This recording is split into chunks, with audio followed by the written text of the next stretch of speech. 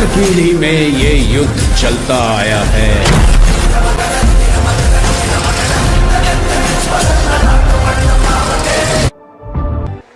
तो पवित्र गंगा में रक्त बहेगा।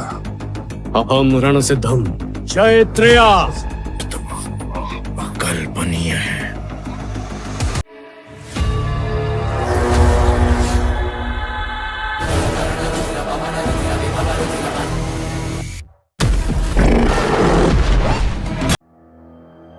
मिराई।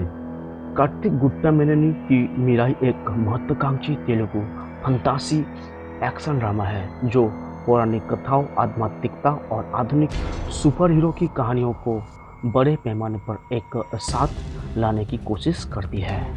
ये फिल्म बेधा तेजा सज्जा की कहानी है जो एक अनाथ है और उसका अतीत दर्दनाक है। उसे पता चलता है कि उसे सम्राट अशोक की शासनकाल में रचे गए 9 पवित्र ग्रंथों में से 9 की रक्षा के लिए चुना गया है। इन 9 पवित्र ग्रंथों में अपार शक्ति है जो अगर एक साथ मिल गए तो लगभग अमर हो सकते हैं।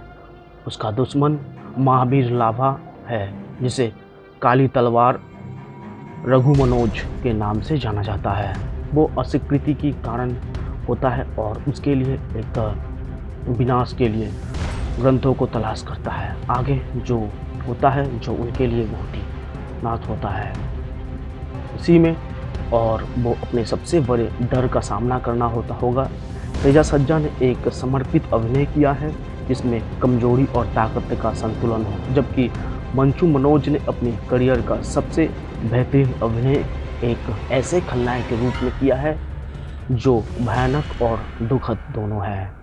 सिया सरन, ऋतिका नायक, जगपति बाबू और जयराम जैसे सहायक कलाकार कहानी में गहराई जोड़ते हैं। हालांकि उनके किरदार कम इस्तेमाल किए गए लगते हैं। तकनीक रूप से फील्ड उत्कृष्ट है। उसका वीएफएक्स, एक्शन, कोरियोग्राफी और सिनेमाटोग्राफी दिव्य पक्षी संपत्ति, बर्फ से लदे युद्ध क्षेत्र और रोमांच के ट्रेन युद्ध जैसे लगते हैं।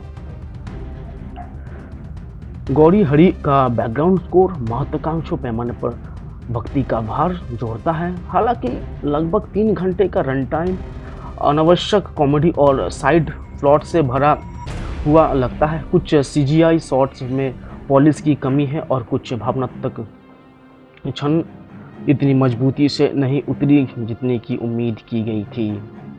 और ये कुछ भावनात्मक क्षण जो मजबूती से है, जो निर्माण का एक साहसिक प्रवास है और इसके लिए उसकी कहानी चुने गए व्यक्ति बनाम दुष्ट खलनायक के जाने के पहचाने कथानक पर आधारित है।